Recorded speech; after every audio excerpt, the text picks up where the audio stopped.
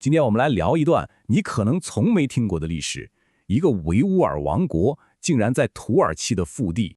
你没听错，一个维吾尔苏丹国700年前就在土耳其，这到底是怎么回事儿？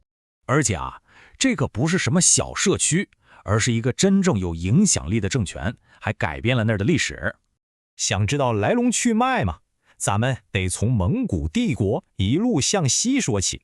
当时蒙古人非常欣赏维吾尔人的才能，让他们担任重要的军事和行政官。所以伊尔汗国就派这些经验丰富的维吾尔人去当总督，成了当地的实际掌权者。这个国家的创始人名叫额亦都，在他的语言里，这名字的意思是珠宝。后来伊尔汗国衰落了，额亦都苏丹就给这片混乱的土地带来了稳定。他建立了一个完全独立的国家，当时的人们都称赞他带来了秩序和公正。关键是，正是额亦都的强大，才为后来奥斯曼帝国的崛起创造了条件。那我们怎么知道这些都是真的？别急，证据就刻在石头上呢。咱们来看第一个线索，开采里附近一座非常宏伟的清真寺。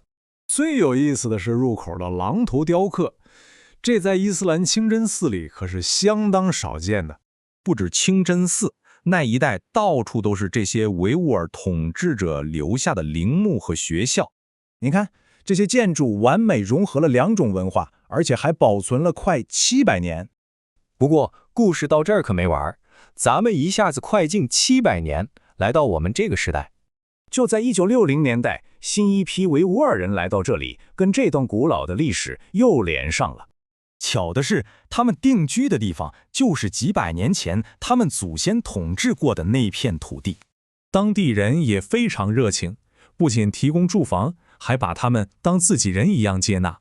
今天，这个社群在这里生根发芽，既传承着自己的文化，也成了土耳其的一部分。